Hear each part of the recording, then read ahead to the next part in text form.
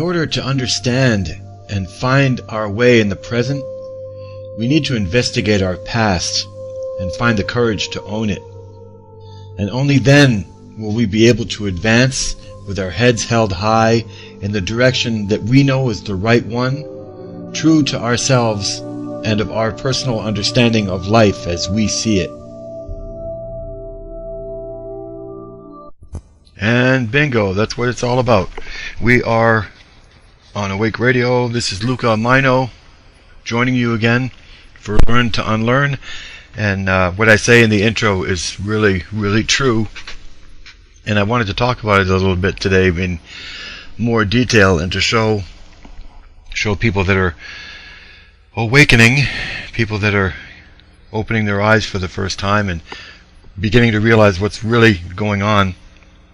But we can only talk to the people that are awakening. We can only talk to the people that want this awakening, that are learning to open their eyes and go, wow, really, there might be something out there that's not right. Well, this is the whole purpose of Awake Radio and of my show, Learn to Unlearn, to address all these issues.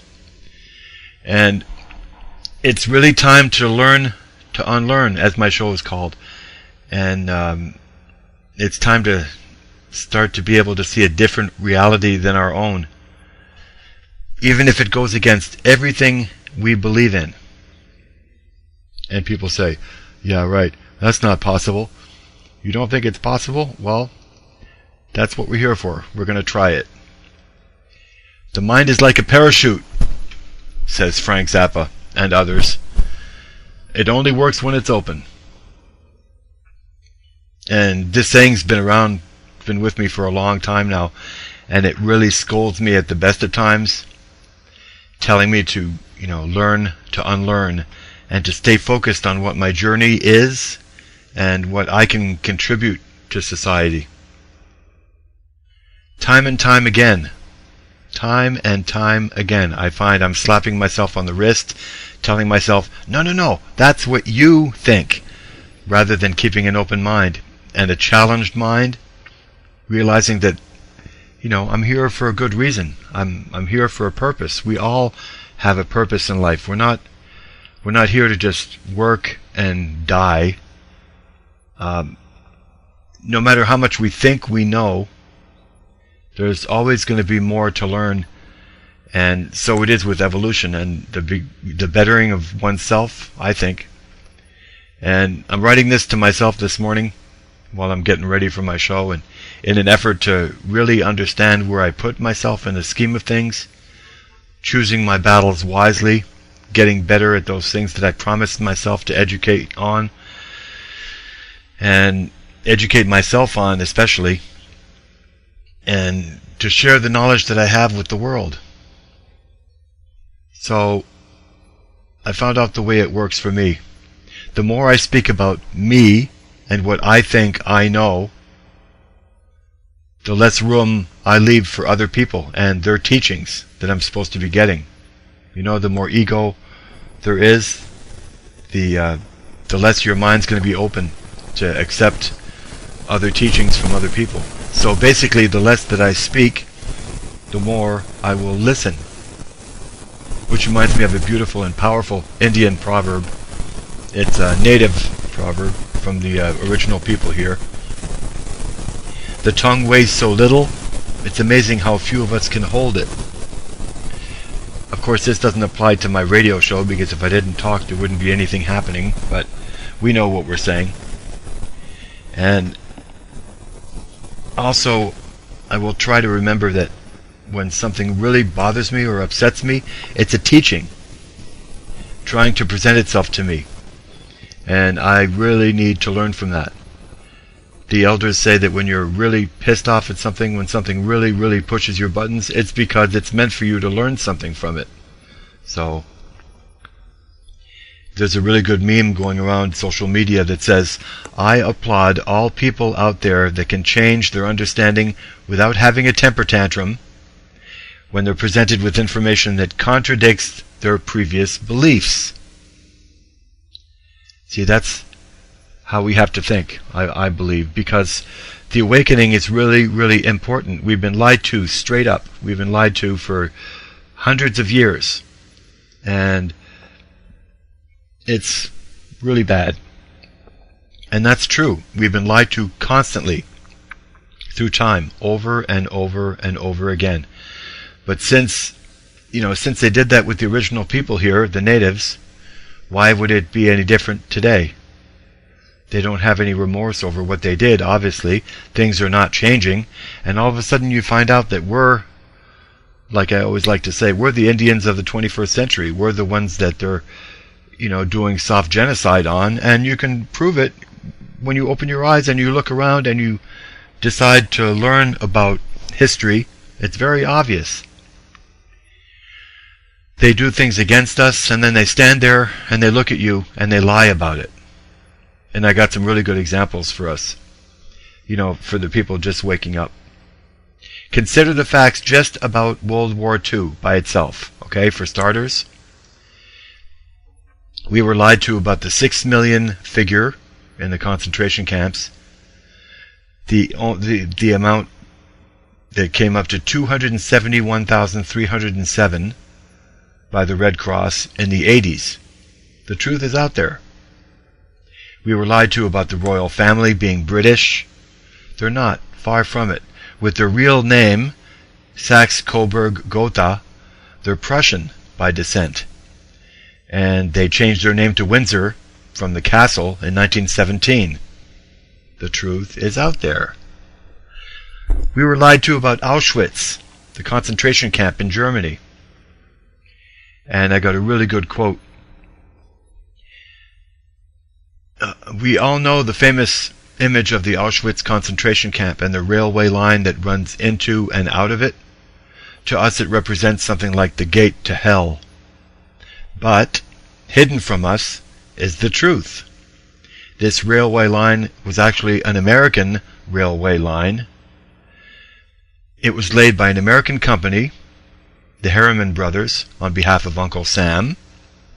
The truth about Auschwitz and the entire Nazi war machine is that they're essentially no different to McDonald's. They were American businesses abroad, businesses which the richest European families invested in, and businesses which, because of slave labor, made obscene profits.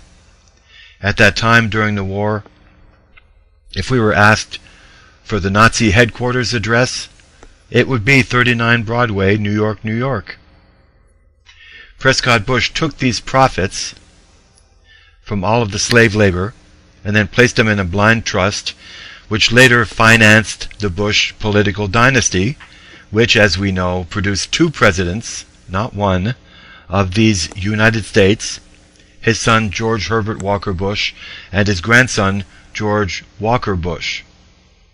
To this day there are bars of gold lying in the vaults of the Bank of England that have the Nazi swastika stamp on them, which comes from gold from the Jewish corpses. That quote was from the movie everyone should see while they still can. It's called JFK to 9/11. Everything is a Rich Man's Trick. And it's on YouTube. Again, it's called From JFK to 9/11, Everything is a Rich Man's Trick. So then we were also lied to about Ford, the man who ended up getting a medal representing the highest honor of any German civilian from Hitler himself because of his work helping out the war machine with his vehicles and his technology. And there's a really important quote from him that I want to throw out here. It is well enough that the people of the nation do not understand our banking and monetary system, for if they did, I believe there would be a revolution before tomorrow morning. Henry Ford wrote that in 1922. And speaking of people that were warning us, I have a really good game to play this morning. It's called Who Said This? And I want to play it with you for a moment, just to keep your mind open like a parachute, otherwise it won't work, remember? I have a few lines I want to throw at you, and you have to guess who said them. Those international hyenas, they don't care about us at all. They're only interested in one thing. Are you willing to be plundered? Yes or no? Are you stupid enough to stand quiet in the process? In reality, money rules in these countries. They talk about press freedom when, in fact, all these newspapers have but one owner, and the owner is, in any case, the sponsor. The press then shapes public opinion. These political parties don't have any differences at all, like before with us. You already know the old political parties. They were all the same. These people must think that, especially in these countries of freedom and wealth, there should exist very comfortable life for its people. But the opposite is the case. In these countries, these so-called democracies, the people by no means are the main focus of attention. They're not interested in the great mass of people at all. They are the only ones that can be addressed as international elements because they conduct their business everywhere. It's a small, rootless, international clique that is turning the people against each other, that doesn't want them to have peace. They can suppress us and they can kill us if they'd like, but we will not capitulate. Today they realize the gravity of the situation. This power, at the same time, the influence to persecute, even with the law, those that fought against this power and who were willing to provide resistance in opposition to the advance of it. And here's another one. The most precious possession you have in the world is your own people.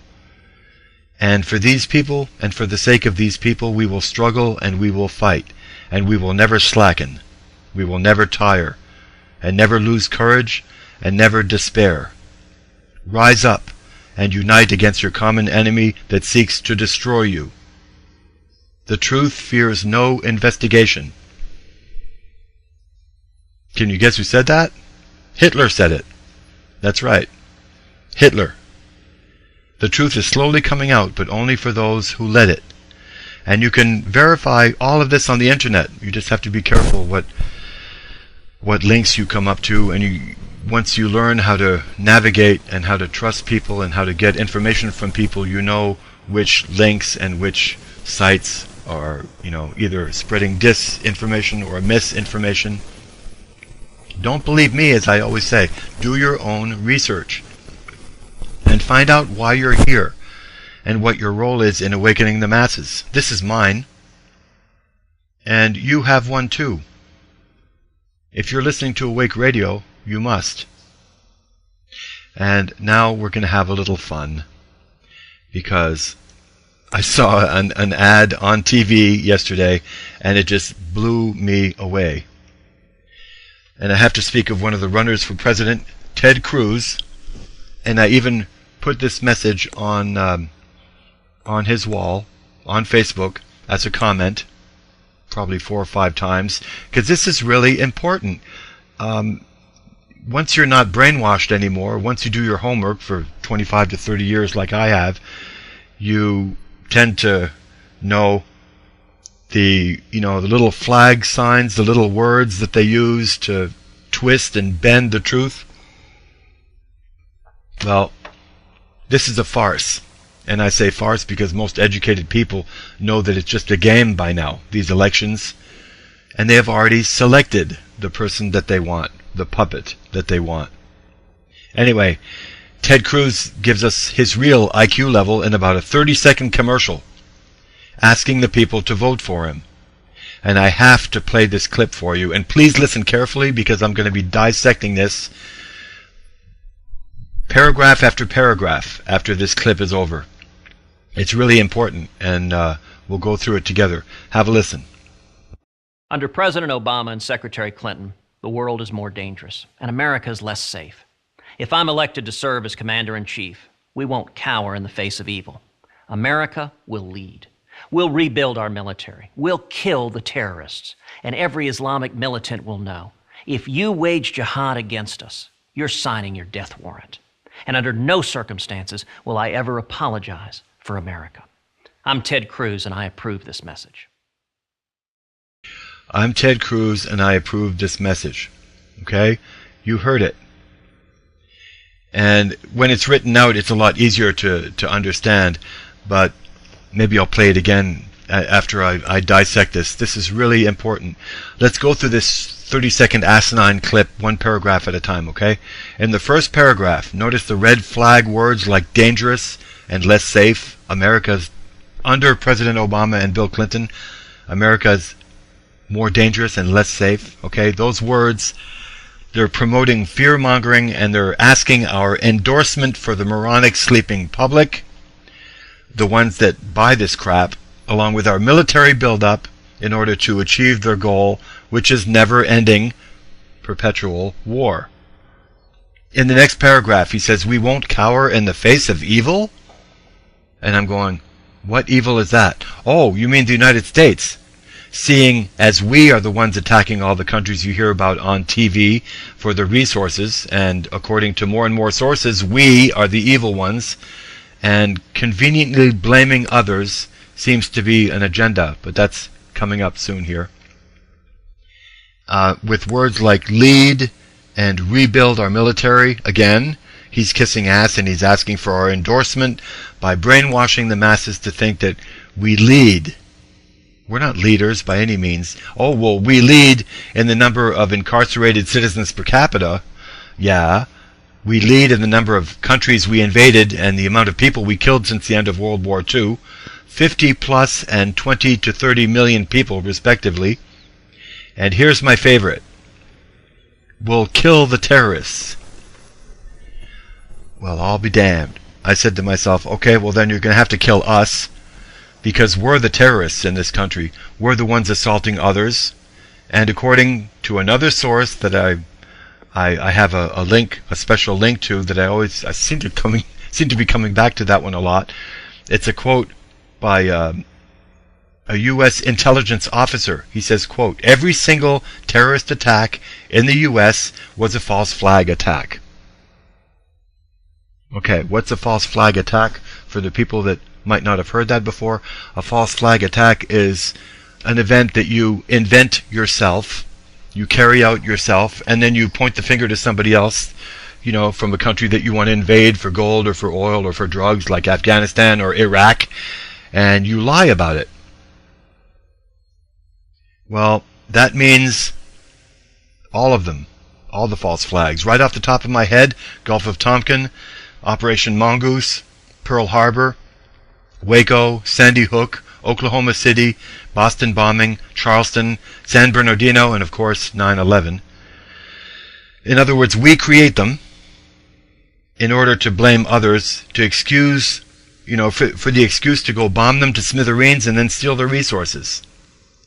And then he's got the balls to threaten Islam again, when they were never to blame for anything. Remember, Islam was to blame, Muslims were to blame for 9/11. That's another BS line. You're signing your death warrant. See, that's just another hate tool for the average moron in this country.